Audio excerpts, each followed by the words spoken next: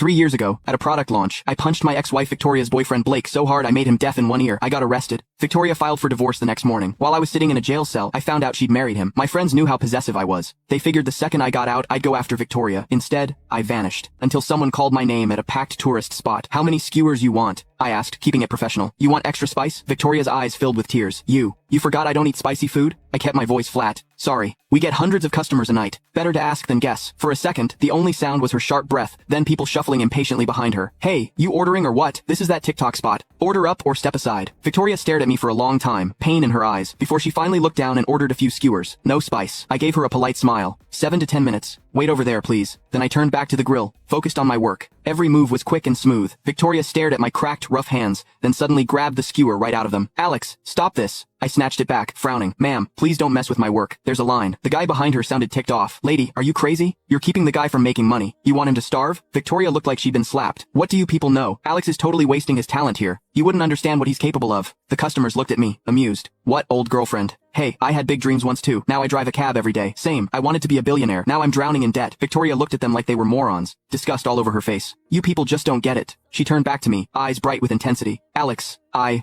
know you don't really want this. The code you wrote, the programs you built, they were genius. You could make millions overnight if you wanted. Why are you throwing it all away?" Before I could answer, her eyes went red with guilt. "Is it because of me? I know what happened hit you hard, but I never thought you'd give up like this. End up like..." Her eyes were full of pity, like I was doing something shameful. I stayed calm. "Ma'am, if you don't want the food, I can cancel your order. Please don't hold up my business." Victoria froze, shocked and hurt. She sat back down, tears spilling over. "Who said I don't want it? I'm eating." I turned back and finished up the skewers. Victoria ate while crying, glancing at me over and over, hoping I'd comfort her like I used to, but I just frowned a little and refilled her napkins. "Ma'am, if you need help, there's a police station about 500 yards that way." That finally broke her. She covered her face and ran off. I didn't see her again until I was about to close up. She stepped out of the shadows where she'd been hiding. "How long have you been doing this?" She pulled out a stack of cash and put it in front of me. "I'm here on vacation. Spend 2 hours showing me around, and you'll make more than you do at this stall." I looked at the thick stack of bills. 3, maybe 4,000. Enough for the doll Lily had been begging for. The skewers were sold out. Only an idiot would turn down easy money. "Sure, I know this place like the back of my hand." I smiled, took the cash. "No shame." Victoria's voice shook. You never used to care about money like this. Small money. Remember that time? Some rich kid offered you $500,000 just to have a drink with him? You smashed $1 million bottle of cognac over his head. It cost us a deal worth 10 times that. She looked at my greasy cheap t-shirt, her face unreadable. "Your skin's sensitive. You couldn't wear cheap polyester. You only wore custom wool suits. Even your socks cost more than your whole setup here." She couldn't wrap her head around how the flashy, big spending guy she knew had changed so much. I didn't say anything, just smiled and pointed to a building on the distant cliff, like a castle in the clouds. "That building, right on the cliff, it's a famous landmark around here." I gave her the tour guide spiel, then asked, "Ever been up there?" Victoria had